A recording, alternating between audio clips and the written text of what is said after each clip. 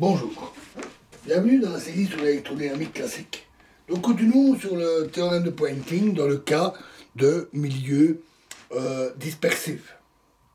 Alors, et nous avions obtenu une relation pour la relation dE fois dE sur dt. Donc le problème de la multiplication par une dérivée, qui dans ce cas-ci est un peu plus compliqué que dans le cas non dispersif, et avec l'hypothèse d'une bande de fréquence relativement étroite par rapport aux variations de la permittivité ou de la perméabilité. Alors, remarquons tout d'abord que si epsilon et mu sont réels et indépendants de la fréquence, on retrouve la relation simple entre les dérivées temporelles et le du sur dt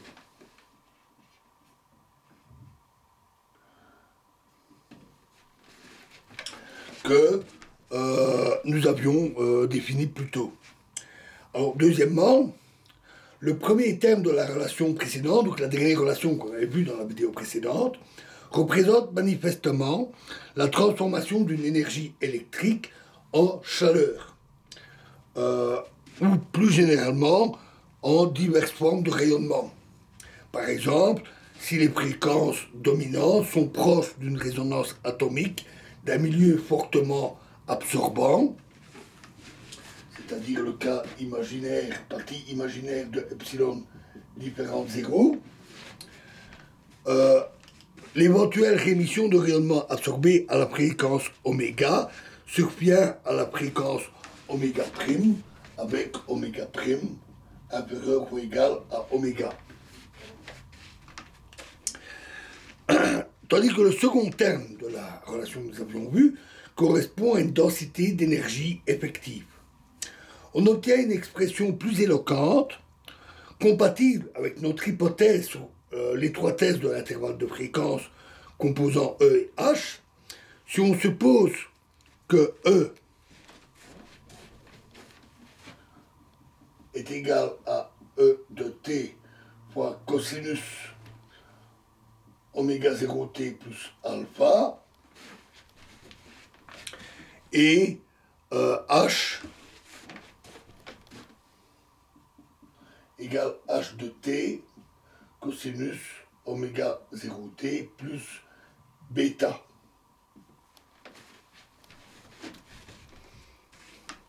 Avec E de t et B de t qui varient lentement en fonction de 1 sur oméga 0 et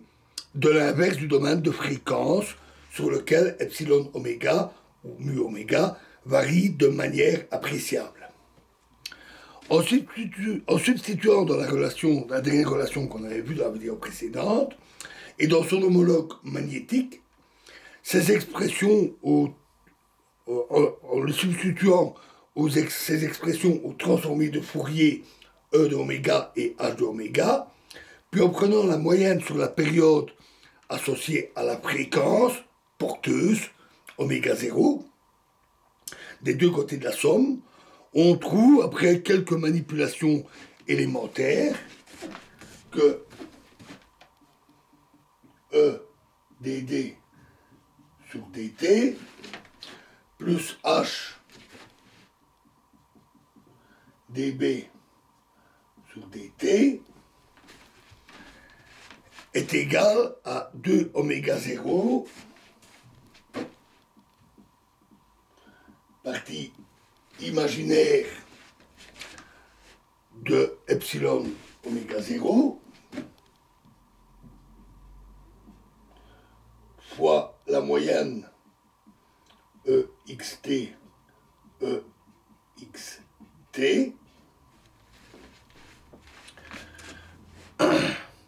plus 2 oméga 0 imaginaire de mu epsilon 0 fois moyenne de HXT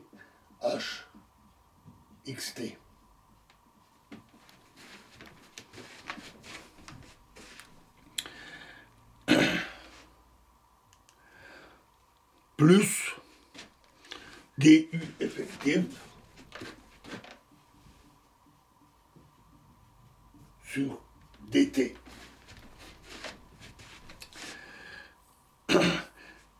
Où la densité d'énergie électromagnétique effective, U effectif, est donnée par la partie réelle de d oméga epsilon sur d oméga en oméga 0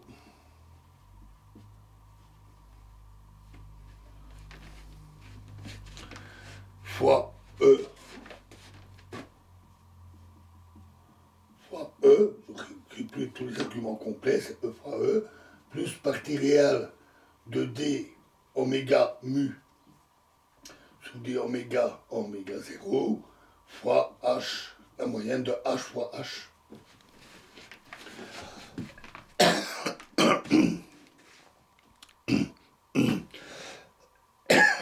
C'est Brillouin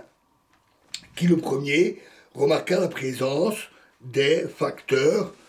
d oméga epsilon sur d oméga et d oméga mu sur d oméga. Dans ce contexte, le théorème de Poynting s'écrit d mu effectif sur dt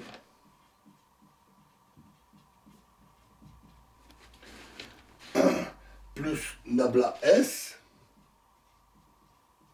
égale moins JE moins 2 oméga 0 partie imaginaire de epsilon oméga 0 fois la moyenne EE moins 2 oméga 0 partie imaginaire de mu oméga 0 moyenne H.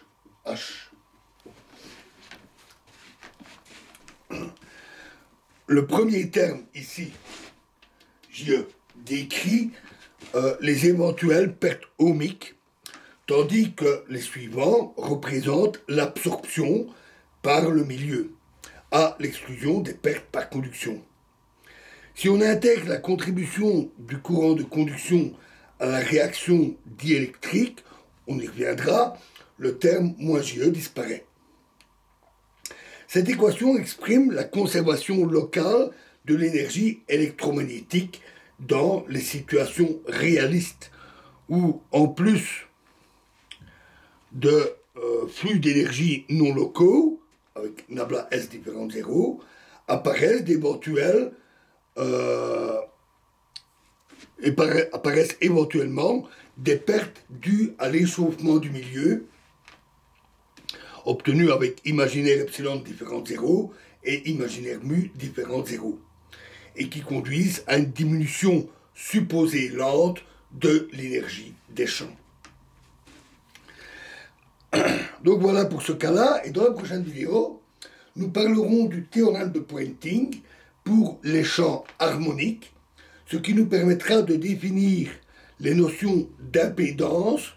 et d'admittance en fonction des champs. Je vous remercie.